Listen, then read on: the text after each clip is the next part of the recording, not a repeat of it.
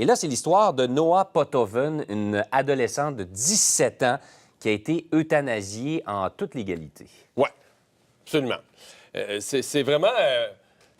on parle ici d'élargir. On comprend, on n'est pas rendu là. On parle d'un léger élargissement là, pour les personnes qui ont l'Alzheimer. Mais là, eux, aux Pays-Bas, si cette jeune fille, Noah Potoven, a pu subir l'euthanasie, c'est que c'est très libéralisé, très ouvert, incluant pour les enfants de moins de 12 ans qui disent souffrir. Puis là, il y a un médecin qui a signé là, que sa souffrance était irrémédiable.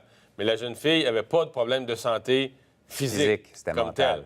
Elle a subi des agressions sexuelles répétées entre 11 et 14 ans, viols, différentes formes d'agressions sexuelles, mais ça a fini avec des viols graves, viols, je pense, par 2 individus, même 2 hommes. Donc, ne minimisons pas là, des agressions sexuelles là, de très graves. Oui.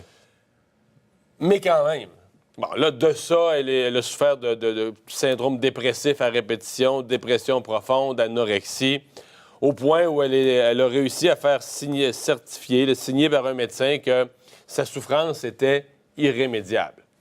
C'est pas parce qu'il y a un médecin qui a signé que moi, je me rallie à ça. Là.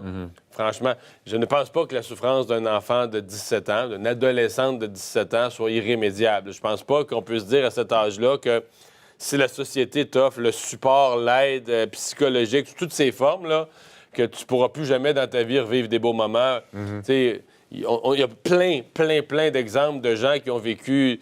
je veux dire, il y a du monde qui ont eu des belles vies puis qui ont grandi dans les camps de concentration, là, qui ont été enfants dans les camps de concentration à Auschwitz, puis on les voit témoigner à 90 ans, puis ils ont fait leur vie, puis ils ont eu eux-mêmes des enfants, puis je dis pas que ça les a pas marqués, puis ça n'a pas laissé des cicatrices, mais c'est ça pour dire C'est un peu radical, autrement dit. Là. Tout ça pour dire que c'est pas... je dis pas de toute façon, au Québec, on n'est pas rendu là, on n'est pas sur le bord de ça.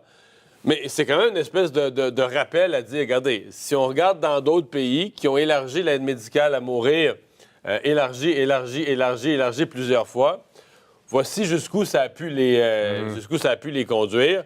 Donc, parce qu'hier, on avait beaucoup d'enthousiasme, c'est-à-dire on a un sondage, 75 80 quasiment des Québécois disent oui, il faut élargir.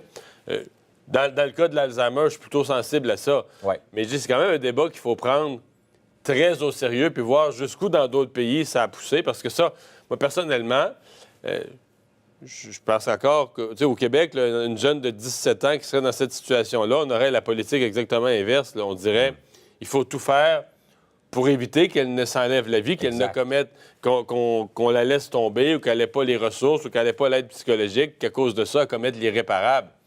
Alors qu'aux Pays-Bas, ils vont dire, ben non, rendu là... On donne la piqûre et... C'est ça, rendu là, elle demande l'irréparable, puis l'État lui fournit, puis salut. C'est vrai que c'est 2 façons de penser complètement différentes. Mais disons que, même s'il y avait 8 médecins qui avaient signé, jamais je me rallierais, moi, à l'idée qu'à 17 ans, tout est fini. Là. À moins que tu aies un problème. Je parle de ça. C'était de la santé physique, c'était un cancer en phase terminale. Bon, c'est pas la même chose. C'est une autre affaire. Mais...